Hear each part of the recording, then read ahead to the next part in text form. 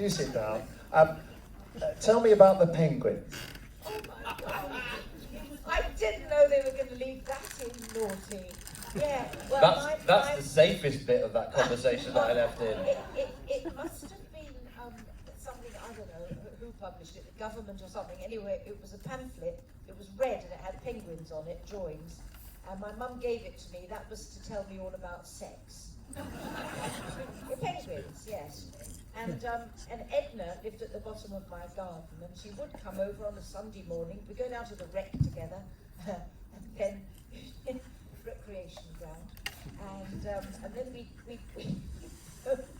suck in this terrible pamphlet. We'd go on the floor together, and we'd open it up, and we'd read it. I don't know how many times we read it, and it was penguins doing it, you know.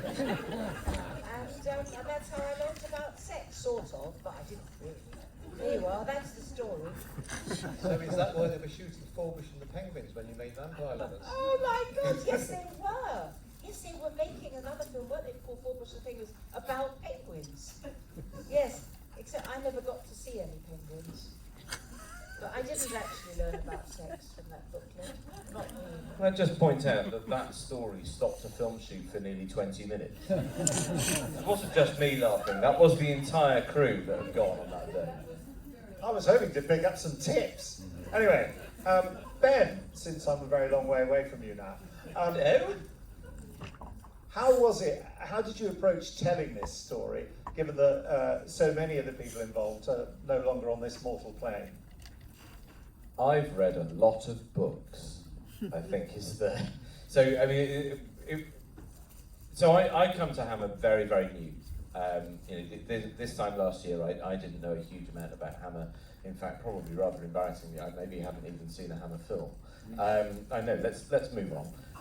But that does put me in a very interesting position where, you know, when you then say, tell you what, why don't we make a documentary about Hammer? You have got a really interesting perspective because you are coming at it, you know, as a new fan, if you like. So you learn this story afresh. And I have to say, you know, I'm very, very grateful to Wayne and many others, David Perry. Is David in? You know, there are lots of people who gave me reference material to read, and I spent a long time going through a hell of a lot of material. Dick Clements in the States gave me a lot, but good God, I've never ingested so much material in such a short space of time before. So I mean, you know, this production didn't really get going until May this year. So I think we agreed. I think financing was sort of agreed in April, and yeah, May to September was when this film got made, and we did, you know, trips to LA and Saint Tropez and the rest of it in the middle of there. So I'm just incredibly grateful to my entire team for being able to pull this together, a number of which are here this evening. If you weren't on this shoot, please stand up, just so that we can applaud you in your...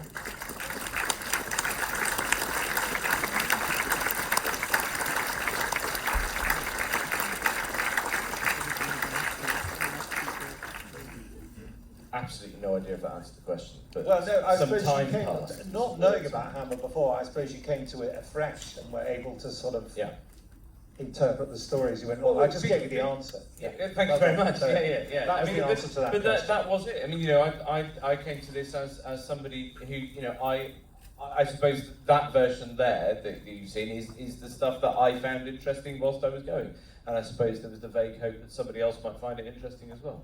You know, we'll find out one day. Good. Now, for the actors here, I presume you've spent a lot of your lives talking to people about Hammer. It's not something that's ever been forgotten. What was it like, Martine? What was it like for you reliving it all? Because you had some quite significant roles in it. You know, a lot of people think about Hammer, the women are just screaming and being killed and what have you. You had far more positive roles, really. Yeah, I mean, first of all, well, of course, it was 4 million years BC. That, in fact, the second day that I arrived in Lanzarote to shoot this film, I met Michael Carreras, and the two of us hit it off immediately. It was immediately mischief. And then he said to me, literally 2 days into it, he said, I want you to be my queen. I said, really? And what does that mean? He said, well, I want you to be my Queen Kari in Prehistoric Woman. I said, oh, there is one thing that needs to be done then. I want to wear makeup and I want a whole new outfit of leather bits. And he said, done. That was it. I loved Michael, and I'm so glad he got the acknowledgement that he so deserves, because he was just a really amazing man, amazing, and as I said, what a sense of humor. His sense of humor, I mean, we laughed a lot. Prehistoric Woman was basically a laugh fest. Yeah. Karen. The other one, I mean, it was, Jekyll and Hyde was quite something, actually. It was really, and it seems that it keeps living on and on and on. And there are a lot of people who are sort of saying it's one of the amazing hidden gems of the British cinema. Yeah, it's, and it was really fun to, it was interesting to shoot, I loved it because it was a family. Hammer was a family, and all of us will say the same thing. This was a family, you know, and I was really happy to be part of it. Caroline. Yes. How do you look back on Captain Kronos? Because the story there was very much that this could have been a great revival for Hammer, but it never quite happened because the release was buried. Yes, it took, I don't know, because Sam and George and lovely Jan are here, family, Brian's lovely family. And yes, it's sad. It should have come out maybe a year or so before. It should have come out when it had been finished. But I still look back at that film, and we were having a look at it, weren't we, recently, the film, and it stands out so well today. It was so witty. It was Brian's writing. He was just wonderful. I wasn't his first choice for the role of Carla, but it was going to be Kate O'Mara, possibly, somebody quite fiery. But he rewrote it for me, and we got on so well during the shoot. And I think it was just ahead of its time. It was very esoteric and very clever. It was a witty film. And then when you look at the film, when I re-watched it, and you look at it and you think it was such a precursor to, say, like Twilight or Buffy the Vampire Slayer, you know, things like that. It was ahead of its time. And yes, it should have revamped, so to speak, the Hammer. But yes, you're right about Michael. He went on, he pioneered, didn't he? He kept going because he believed in it. He had a passion for it. So yes. What did it? Did you like the documentary, all of you here? And thank you for coming and seeing it. Or did you enjoy it? It was brilliant, wasn't it? Well done, Dan. And John, it's nice. I haven't really met you yet, No, but it's very I met nice. all your daughters last Yeah, year. I know they're here again Are they here? tonight. Oh, Jojo great. and Iona. Yeah, they're sitting in the audience. So yes, it's lovely to meet you. And well done. You know, Hammer. We Thank you. want it. It's a British sort of institution, and we want it back. We so do. What do you all say? Yes, absolutely. Yeah. So, yes. We should Hammer. probably mention at this juncture that Captain Kronos is being re-released in 4K for Yes. Halloween. Yes, it is. I didn't know. I suddenly heard my mouth running away with it, Sam and George, and I thought, am I meant to say it? But yes, we can say it. Or you said it. Thank Yes, you don't very keep it a much. secret. It's coming out in a And I couple of think days. it looks rather nice. It does. And again, it's Brian. You know, he's best. Wonderful. Wonderful director, by the way. And I asked him, I said, what are you going to do? Are you going to do more? And he said, do you know what? I haven't been asked to do it anymore, to direct. I mean, he so should, you know. But anyway, that's my opinion. I shall shut up now and pass it back. Madeline, we've sort of had a giggle about painting, but there's a serious... And bunnies in my biology lab at school. Did you do bunnies, Bunny? We had to we tore bunnies apart, and there were pinned on the wall. So you either had bunnies or tapeworms. I'll leave you to your own. It's genuinely remarkable we got anything usable out of you, isn't it? Tapeworms can reproduce all on their own, which is jolly handy. That. Well, we'll talk about that later.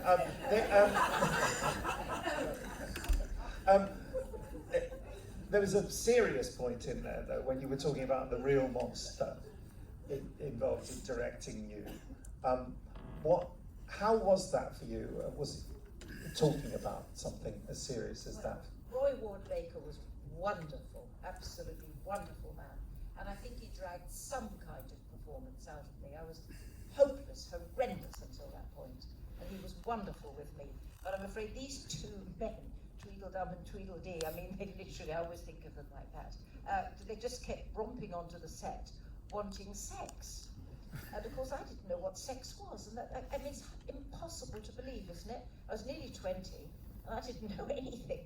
And he kept, Michael Stiles kept whispering into my ear and getting really, really nasty. You know, that it's absolutely true what I said. They're going to fall asleep in the aisles if you don't hot it up. And I thought, what am I going to hot up? How?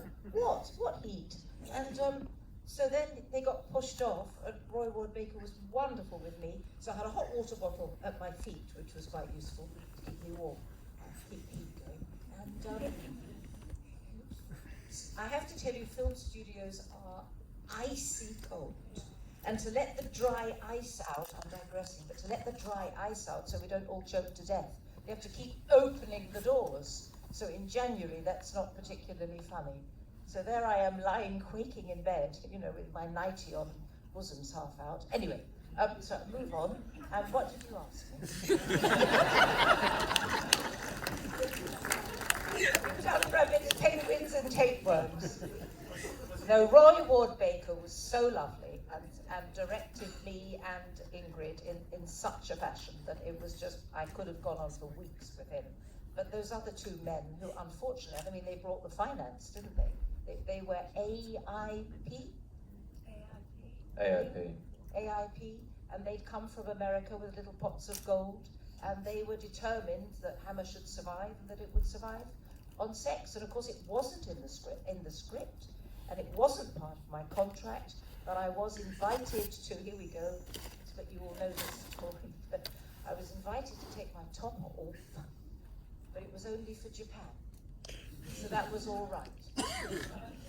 So I said, well, okay then, all right. And I did. It's kind of abusive and exploitative behaviour, wasn't it? Of course it was. I mean, I laugh about it now, but it was utterly, utterly ridiculous. And that's how they won me over. But I didn't have a choice. I had to do it. As I say, it wasn't in the contract, and it was Michael Stiles absolutely insisted that my little top came off. And you saw that Ingrid was completely starkers. She didn't mind in the least. And to be honest with you, that helped me, actually. It did. No more to say on that, really. I'd have to just say something. Thank you. What is interesting is that I just realised that all three of us have worked. Brian Clements was my writer. Hilarious man, another unbelievable hysterical humour with you, and also Roy Ward Baker was my director too. Was he? Yes, Dr. Jekyll and Sister Hyde. Wasn't he wonderful? I know. Well, we had a bit of a ring-ding thing because they were demanding complete nudity, and I said it's not in the script. But not Roy, surely. Roy was. Well, Roy was being pushed. Oh, well, But then we backed up. I said, let's not go on. What year was that done? What? 71. Mine was 1970, January 1970. So that mine was actually the very beginning of it. And the fact that they introduced lesbianism, of course, was woza, you know. And of course, I didn't know what a lesbian was. Okay? We found out. Was that not in the pamphlet? No! You are awful. Well, that was a look into the past there. What about the present and the future, John? You know, can you talk about the relevance of the Hammer brand going forward? Yes, basically now we're working through various development ideas and hopefully putting together an actual slate. And I'm sure you've seen actually the tax breaks in the UK now are substantial for making films. But it's capped at 15 million, but it's a way of getting seriously lining up movies title by title by title. So I'm hoping that very soon we'll have something together that really can progress the company back to the golden age. That's the hope anyway. Wayne, I just wanted to come to you. You know, you have kept the enthusiasm for Hammer going, along with David Pirrie, who's in the audience, I think. They're brilliant, also in the documentary. How's that been for you, and what was it like taking part in this? Oh, it's fantastic. I mean, I became a Hammer fan at the young age of 10. It was constant drip in those days. We had 3 channels. There was a Hammer film on every Friday night after news at 10, and you'd stay up and watch it. You'd play it in the playground the next day at school, and you know, so years on, it was such a unique story, different to other similar companies, the way that they use country houses, the way that they got into the Americas very early on with American leads. And then, you know, a lot of people say to me, well, what's so fascinating about Hammer? But when you go back and look at the trade papers of the time, the Curse of Frankenstein was breaking box office records. The following year, Dracula broke those, and allegedly, and I think this is true, actually saved Universal from bankruptcy because they were going down the tubes. It was the revenue from Dracula that saved them. And I just found out, and I didn't realise this because I knew The Mummy did well, but The Mummy broke the box office records of Dracula, and hence it continued. So this just grabbed me, you know. I mean, by day, I was actually a hospital doctor. I'm a pathologist, so most people kind of laugh at, you know, what a strange job and hobby that you've combined. One of my proud moments was when you qualify, you do a year on the wards as a houseman on probatory role, and if you're okay there, then you get put on the register. And I was house surgeon to the liver transplant surgeon in Birmingham, and I was working with a real Dr. Frankenstein, and it's amazing. And I think that's probably because of my love of medicines, why I love, again, like the love of Hammer. The doctor was always either the bad guy or the hero, and that just, you know, again, sucked me into it. And now here we are today, and it's utterly fantastic to be able to contribute to something like this and know that Hammer is definitely not dead and is thudding on. The only scary thing for me, I've never seen my head so big. I mean, Hammer has definitely plunged deeper into horror than it ever has before.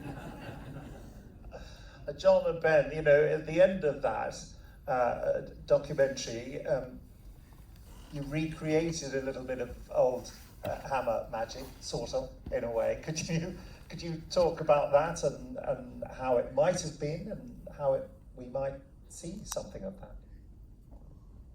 How it might have been and how we might see something Don't be difficult. This isn't meant to be an aggressive interview. Okay. Just answer the question. So we've moved on from 2 years ago.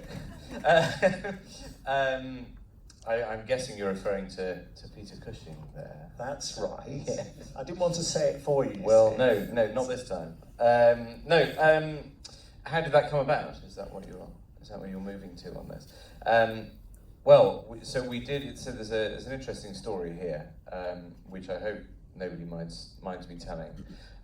So we had quite a journey in getting the voiceover for this film, which obviously is wonderfully narrated by Charles Dance there. But in the early iterations, when we had initial discussions with Charles's agent, it looked like that wasn't going to be happening. So what we did is we thought, I know the next on our list is the wonderful Valerie Leon. So we will ask Valerie to come and do our voiceover, and she very graciously did. And we asked her to go an extra mile, and would she be our tarot dealer? And so the final reveal was meant to be that, aha, your voiceover is in fact the tarot dealer, and there was a big reveal. And then at the very last moment, we learned that actually Charles became available, And so we had that horrible creative discussion where you go, do you go with what you wanted then or where you are now? And we all had a chat, and it was one of those horribly awkward moments. We went, well, this was where we were, so maybe we ought to be horrible human beings and go to where we wanted to be originally. And Valerie, I feel absolutely awful. But we then discovered that it made 0 sense to have the tarot hag at the end being Valerie, who hadn't been featured prior to that. So we were left with this 36-second segment at the end of the film where we went, right. Because funnily enough, Charles didn't fancy dressing up as a tarot hag, which I think is massively unreasonable of him, frankly. So what we decided to do was see whether or not we could bring back Peter Cushing to reveal at the end, which I was very grateful that we got all the necessary permissions from the estate and so on, and that is what we did. So it was born very much out of necessity rather than creative endeavour. But you know, I'm very grateful to Christian Darkin, who is in the room somewhere. I saw him stand up earlier. It's always nice to be able to cut somebody's head off. Well, that's the sentence of the evening. That, along with some penguins and a pamphlet, I think that's it, ladies and gentlemen. Thanks so much. So I asked a question before. Is there anyone who's got an answer to the question I had of why this was an interesting thing in terms of Val's career? I can't, but you're supposed to be the hammer experts, not me. There's no...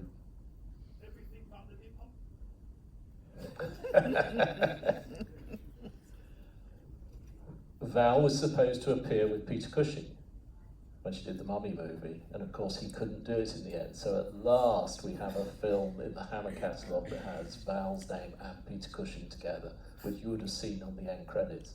But you guys are supposed to be the experts, so... And technically they appeared as the same person, which is particularly impressive, because that is still Val's body movements if it's not her head. Yeah. So there you go. So thanks, Val. And I think, Jamie, are we able to show how things would have ended? Yeah, we did get it made. Yeah.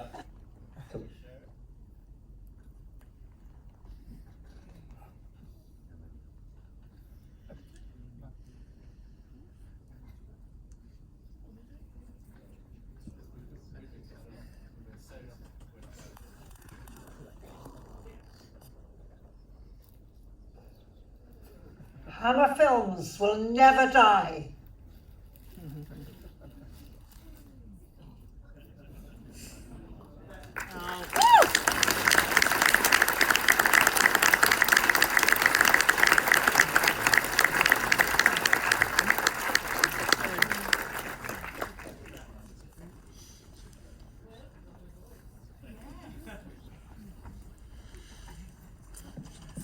Hello.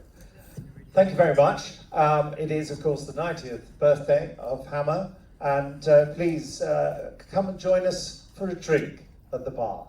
Thank you very much to our brilliant panel.